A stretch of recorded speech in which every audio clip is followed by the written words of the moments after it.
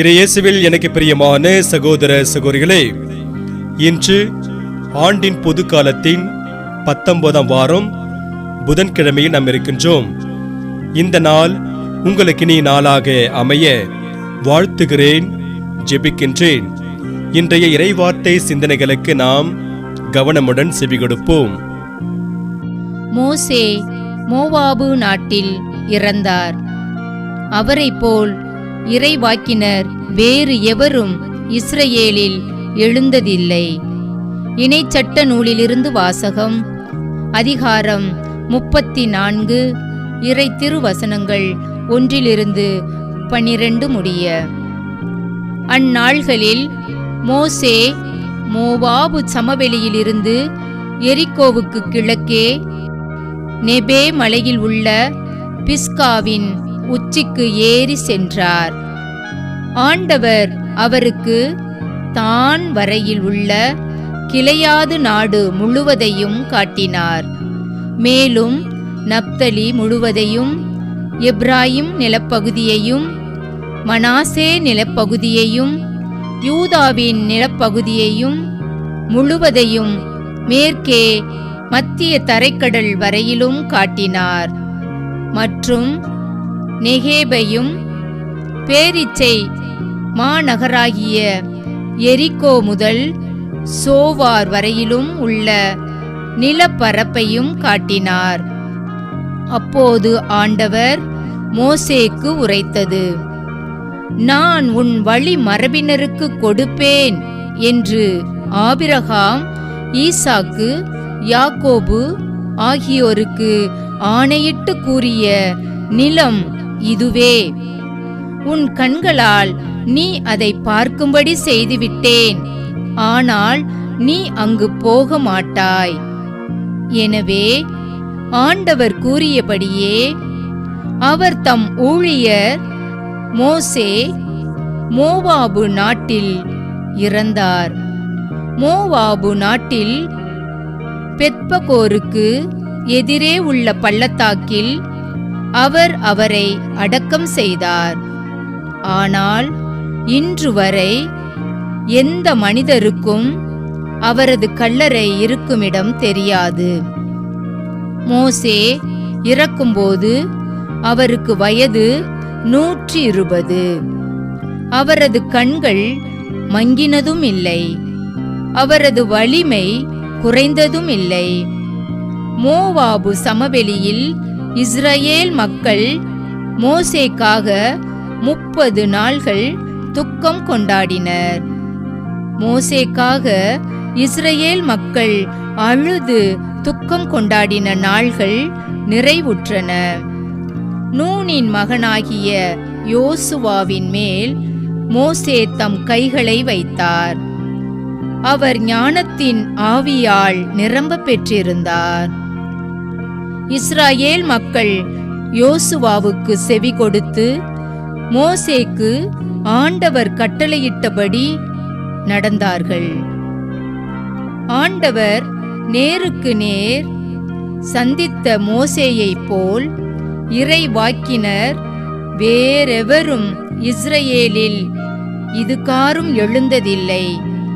ஏனெனில் எகிப்து நாட்டில் பார்வோனுக்கும் அவன் அலுவலருக்கும் அவன் நாடு முழுவதற்கும் அடையாளங்களையும் அருஞ்செயல்களையும் செய்யும்படி ஆண்டவர் மோசேயை அனுப்பினார்.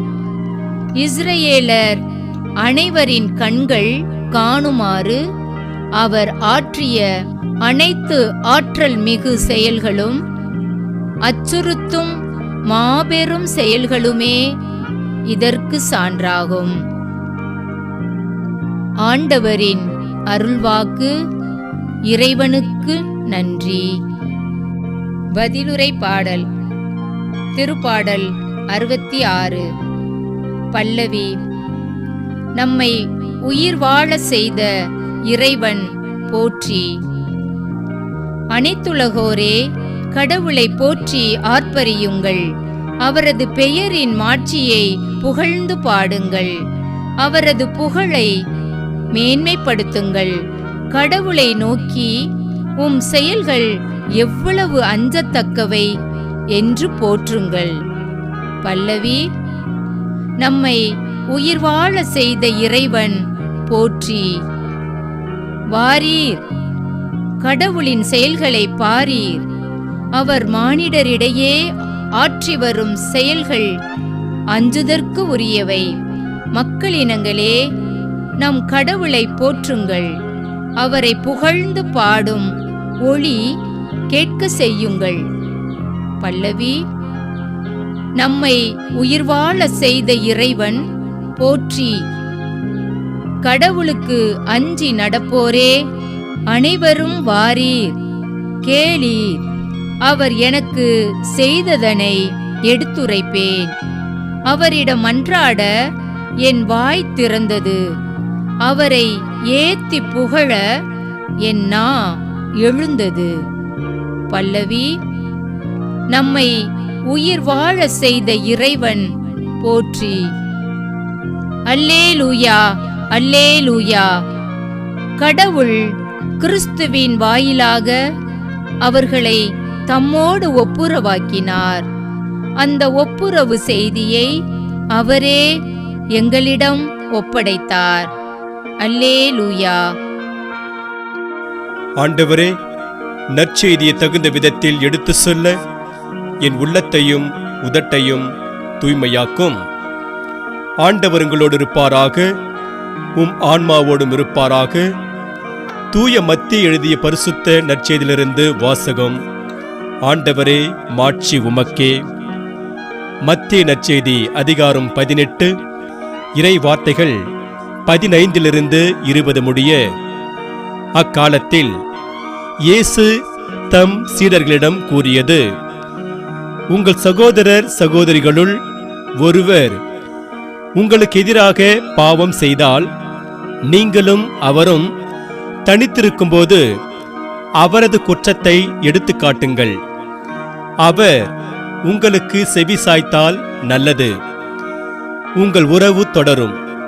இல்லையென்றால் 2 அல்லது 3 சாட்சிகளுடைய வாக்குமூலத்தால் அனைத்தும் உறுதி செய்யப்படும் என்னும் மறைநூல் மொழிக்கு ஏற்ப உங்களோடு 1-2 பேரை கூட்டிக் கொண்டு போங்கள்.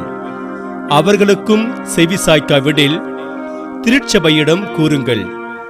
திருச்சபைக்கும் செவி சாய்க்காவிடில் அவர் உங்களுக்கு வேற்று இனத்தவர் போலவும் வரி தண்டுபவர் போலவும் இருக்கட்டும். மண்ணுலகில் நீங்கள் தடை செய்பவை அனைத்தும் விண்ணுலகிலும் தடை செய்யப்படும்.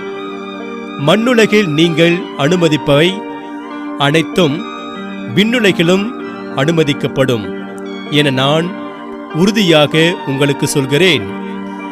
உங்களுள் இருவர் மண்ணுலகில் தாங்கள் வேண்டும் எதை குறித்தும் மனமொத்திருந்தால், விண்ணுலகில் இருக்கும் என் தந்தை அதை அவர்களுக்கு அருள்வார். ஏனெனில் 2 அல்லது 3 பேர் என் பெயரின் பொருட்டு எங்கே ஒன்றாக கூடியிருக்கிறார்களோ அங்கே அவர்களிடையே நான் இருக்கிறேன் என உறுதியாக உங்களுக்கு சொல்கிறேன். ஆண்டவரின் அருள்வாக்கு. கிறிஸ்துவே உமக்கு புகழ். நற்செய்தி வாக்கினால் என்னுடைய பாவங்கள் அகல்வதாக. ஆமென். கடவுளை போற்றி ஆர்ப்பரியுங்கள். இறையேசுவில் எனக்கு பிரியமான சகோதர சகோதரிகளே, அது ஒரு ஞாயிற்றுக்கிழமை. அன்று காலையில் திருப்பலியில் கலந்து கொண்டதிலிருந்தே சிறுவன் ஜோஸ் மிகவும் உற்சாகமாக இருந்தான். இதைக் கண்டு அவனுடைய பெற்றோர் வியந்தனர். அதே நேரத்தில் இவன் ஏன் இன்று இவ்வளவு உற்சாகமாக இருக்கிறான் என்று காரணம் புரியாமல் விழித்தனர். அன்று இரவு வீட்டிலிருந்த எல்லாரும் படுக்கைக்கு சென்ற பிறகு அவன் மட்டும் முழந்தாள் படியிட்டு, இயேசுவே, இன்றைய காலை பொழுது எனக்கு நல்லதாக இருந்தது, உமக்கும் அவ்வாறே நல்லதாக இருந்திருக்கும் என்று நம்புகிறேன். இன்றைய காலை பொழுதை எனக்கு நல்லதாக்கி தந்த உமக்கு நன்றி. என்று சொல்லி ஆண்டவரை போற்றி புகழ்ந்தான். இதை படுக்கையில் இருந்து கேட்டுக்கொண்டிருந்த ஜோஸின் பெற்றோர் அவன் ஏன் அன்றைய நாள் முழுவதும் உற்சாகமாக இருந்தான் என்ற காரணத்தை அறிந்து மகிழ்ச்சி அடைந்தனர். இறையேசுவில் பிரியமான சகோதர சகோதரிகளே, இந்த நிகழ்வில் வருகின்ற சிறுவன் ஞாயிற்றுக்கிழமை காலை பொழுதை நல்லதாக்கி தந்த ஆண்டவருக்கு நன்றி சொல்லி அவரை போற்றி புகழ்ந்தான். இன்று நாம் பாடக்கேட்ட பதிலுரை பாடல் அனைத்துலகோரே கடவுளை போற்றி ஆர்ப்பரியுங்கள் என்கிறது. அனைத்துலகோரும் ஏன் கடவுளை போற்றி ஆர்ப்பரிக்க வேண்டும் என்பதை பற்றி நாம் சிந்தித்து பார்க்க வேண்டும். எசேக்கியா மன்னர் அசீரியர்களை வெற்றி கொண்ட பின் பாடப்பட்ட பாடல்தான் எசாயா புத்தகத்தில் 36 37 முடிய இன்று நாம் பதிலுரை பாடலாக பாடக்கேட்ட திருப்பாடல் 66. இந்த திருப்பாடல் 3 முக்கியமான பகுதிகளை உள்ளடக்கி இருக்கிறது. முதற் பகுதி 1 7 முடிய அனைத்துலகோரும் கடவுளை போற்றி ஆர்ப்பரிக்க வேண்டும் என்கிறது. இரண்டாவது பகுதி 8 12 முடிய இஸ்ரேல் மக்கள் கடவுளை போற்றி ஆர்ப்பரிக்க வேண்டும் என்கிறது.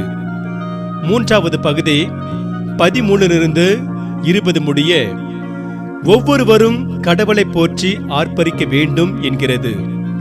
இஸ்ரேல் மக்கள் எல்லாருக்கும் ஆசியாக இருக்க அழைக்கப்பட்டார்கள். இதை ஆண்டவராகி கடவுள் ஆபிரகாமிடம் கூறிய நீயே ஆசியாக விளங்குவாய், உனக்கு ஆசி கூறுவோருக்கு ஆசி கூறுவேன் என்று தொடக்க நூல் புத்தகத்தில் 12ஆம் அதிகாரம் 2 3 முடிய என்ற வார்த்தைகளிலிருந்து அறிந்து கொள்ளலாம். ஆபிரகாம் ஆண்டவரில் நம்பிக்கை வைத்து அனைவருக்கும் ஆசியாக விளங்கினார். ஆனால் அவருடைய வழிமரபினர் அவ்வாறு இல்லை. இருந்தாலும் கடவுள் இஸ்ரேல் மக்கள் வழியாக எல்லாருக்கும் ஆசி வழங்கிக் கொண்டிருந்தார். இதனால்தான் திருப்பாடல் 66 ஆசிரியர் அனைத்துலகோரும் இஸ்ரேல் மக்களும் ஏன் ஒவ்வொருவரும் கடவுளை போற்றி ஆர்ப்பரிக்க வேண்டும். நாம் நம்முடைய வாழ்வில் ஆண்டவர் செய்த வியத்தகு செயல்களை நினைத்து அவரை போற்றி ஆர்ப்பரிக்கின்றோமா என சிந்தித்து பார்க்க வேண்டும். ஞாயிறு மறைக்கல்வி வகுப்பு முடிந்து வீட்டிற்கு திரும்பி வந்த தன் மகன் ஜோஸ் அழுது கொண்டே வந்ததை பார்த்து அவனுடைய தாய் மேரி அதிர்ச்சியானார். யார் உன்னை அடித்தது? ஏன் இப்படி அழுது கொண்டு வருகிறாய் என்று கோபம் குறையாமல் மேரி ஜோஸிடம் கேட்டதற்கு அவன், மறைக்கல்வி ஆசிரியர் என்னை அடித்து விட்டார் என்று அழுது கொண்டே சொன்னான். இதை சும்மா விடக்கூடாது, பங்கு தந்தையிடம் சொல்லி உன் மறைக்கல்வி ஆசிரியையை என்ன செய்கிறேன் பார் என்று சொல்லிக்கொண்டே பங்கு தந்தையின் இல்லத்திற்கு வேகமாக சென்றாள் மேரி. பங்கு தந்தையின் இல்லத்தில் பங்கு தந்தை செய்தித்தாளை படித்துக் கொண்டிருந்தார். அவரிடம் நடந்ததையெல்லாம் சொல்லி அவர் எப்படி என் மகனை அடிக்கலாம்? அவரை நான் சும்மா விட மாட்டேன் என்றாள் மேரி. மறைக்கல்வி வகுப்பில் என்ன நடந்தது என்று தெரியாமல் கோபம் அடைய வேண்டாம். எதற்கும் மறைக்கல்வி ஆசிரியையை போய் பாருங்கள் என்று பங்கு தந்தை மேரியிடம் பொறுமையாக பேசி அனுப்பி வைத்தார். இதன் பிறகு மேரி தன் மகனுக்கு மறைக்கல்வி கற்றுத்தரும் ஆசிரியையிடம் போய் பேசினார். இது குறித்து நானே உன்னிடம் பேச வேண்டும் என்று நினைத்தேன், நீயே வந்துவிட்டாய் என்று சொல்லி பேச்சை தொடங்கிய மறைக்கல்வி ஆசிரியர், வகுப்பில் உன் மகன் ஜோஸ் செய்து வந்த குறும்புகள் எல்லை மீறி போயின. அதனால்தான் நான் அவனை நல்வழிப்படுத்துவதற்காக தாயுள்ளத்தோடு அடித்தேன். பிள்ளையை அடிக்கக்கூடாதுதான், ஆனால் அவன் தன் தவற்றை உணரவே அடித்தேன். இதற்காக நான் உன்னிடம் மன்னிப்பு கேட்டுக்கொள்கிறேன் என்றார். மறைக்கல்வி ஆசிரியர் தன் மகனை ஏன் அடித்தார் என்று காரணம் புரிந்தும், நல்லதுக்காகத்தானே என் மகனை அடித்தீர்கள், பரவாயில்லை என்று சொல்லிக்கொண்டு மேரி அவரிடமிருந்து விடை பெற்று சென்றார். இறையேசுவில் பிரியமான சகோதர சகோதரிகளே, இந்த நிகழ்வில் வருகின்ற மறைக்கல்வி ஆசிரியர் தன்னிடம் மறைக்கல்வி பயின்ற ஜோஸின் தவற்றை சுட்டிக்காட்டி அவனை நல்வழிப்படுத்தினார். இதனால் அவருக்கும் ஜோஸின் குடும்பத்திற்கும் இடையே நல்லுறவு ஏற்பட்டது. இன்று நாம் வாசிக்க கேட்ட நற்செய்தி வாசகம் ஒருவர் செய்யும் குற்றத்தை எடுத்து கூறி அவரை நல்வழிக்கு கொண்டு வர வேண்டும் என்ற செய்தியை கூறுகிறது. இன்றைய காலகட்டத்தில் தவறான வழியில் செல்லும் ஒருவரிடம் அவருடைய தவற்றை சுட்டிக்காட்டி நல்வழிப்படுத்த முயன்றால் நாம் எதிர்கொள்கின்ற பதில், எனக்கு எல்லாம் தெரியும், உன் வேலையை பார்த்து கொண்டு போ என்பதுதான். இதற்காக பலர் தவறு செய்யும் ஒருவரிடம் அவருடைய தவற்றை எடுத்துரைக்க நல்வழிப்படுத்த முன் வருவதில்லை. ஆனால் ஆண்டவர் இயேசு இன்றைய நற்செய்தியில் தவறு செய்யும் ஒருவரிடம் அவருடைய தவற்றை தனியாகவோ, இருவர் அல்லது மூவராகவோ அல்லது திரு அவையாகவோ சென்று சுட்டிக்காட்டி நல்வழிக்கு கொண்டு வர வேண்டும் என்கிறார். வழி தவறி போகும் ஒருவரை நல்வழிப்படுத்துவது ஒவ்வொருவருடைய கடமை. இதற்காகவே இயேசு தவறு செய்பவரிடம் தவற்றை சுட்டிக்காட்டி அவரை நல்வழிக்கு கொண்டு வர சொல்கிறார். இவ்வாறு செய்வதன் மூலம் அங்கு நல்லுறவு ஏற்படுகிறது. நாம் நல்லுறவு ஏற்பட காரணமாக இருக்கின்றோமா என சிந்தித்து பார்க்க வேண்டும். இன்று நமக்கு கொடுக்கப்படுகின்ற இறை சிந்தனையாக, நல்லுறவு ஏற்படுத்திக் கொண்டு பின்பு வந்து உங்கள் காணிக்கையை செலுத்துங்கள் என்று தூய மத்திய நற்செய்தியில் 5ஆம் அதிகாரம் 24 ஆண்டவர் இயேசு கூறுகிறார். யாரும் அழிந்து போகாமல் எல்லாரும் மனம் மாற வேண்டும் என கடவுள் விரும்புகிறார் என்று முதல் பேதுரு புத்தகத்தில் 3ஆம் அதிகாரம் 9வது வசனத்தில் தூய பவுல் கூறுவார்.